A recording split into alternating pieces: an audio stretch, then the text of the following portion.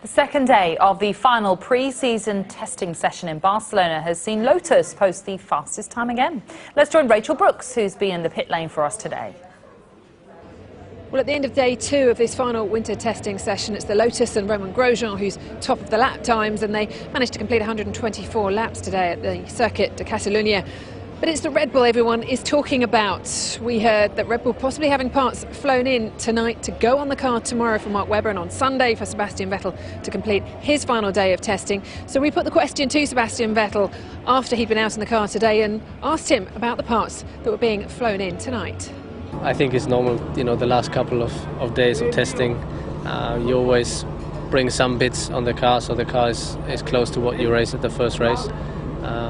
So do we. I think other people do as well. But still, it's a bit difficult to judge whether you're really quick or not, because people play around with a few loads, with the tires. The time of day makes a big difference as well. So it's hard to really judge, and I think we know more. And finally, we know more than now in Australia. Sebastian, will we be able to see the different parts that you're going to be putting on before Sunday? Will we be able to tell the difference from watching? I don't know. I haven't seen them, so we'll see. We'll see when they get on the car. If I see a difference, and if you see a difference. So that's what Sebastian Vettel said. He said he'll see if the car looks different. We'll see if the car looks different. Well, I'm joined by Ted Kravitz now from Sky Sports F1 HD. Ted, we're expecting to see a different car, aren't we? We are. It's not only parts, it's a whole new car that's being flown out from the Red Bull factory in Milton Keynes. So for all these mechanics in this garage, that's the end of work with this particular chassis. This will be chassis number 1. And rather than fit all the new parts to chassis number 2 overnight, which will involve a lot more work for these guys, they've decided to fly out the new car. Now that's needed some of the agreement from some of the other teams. But what it's going to mean is that we're expecting to see significantly different car when it rolls out at 9 o'clock. So this test is about to get much more interesting. Ominously for everybody else, Red Bull bringing more performance to this car, which has already, we think over the long runs, been the fastest here in testing in Barcelona, even though Romain Grosjean has topped the times with what would have been a low fuel run. But as they fire up the engine behind us, it's an ominous sign for McLaren, who are just adding piece by piece to their car here at Barcelona.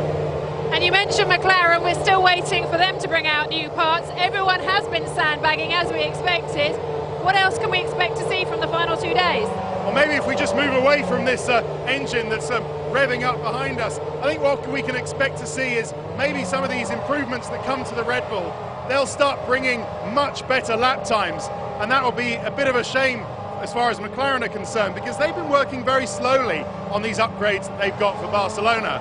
They'll bring a new front wing, a new rear wing, and we'll really see then where everybody stands. Ferrari as well have been bringing more performance to their car.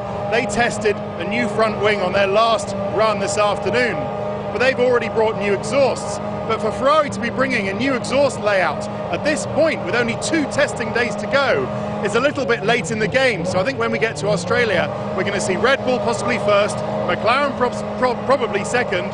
I think Lotus are looking like they're the third fastest team at the moment, then Mercedes, and then potentially Ferrari, only the 5th fastest as we go into Melbourne.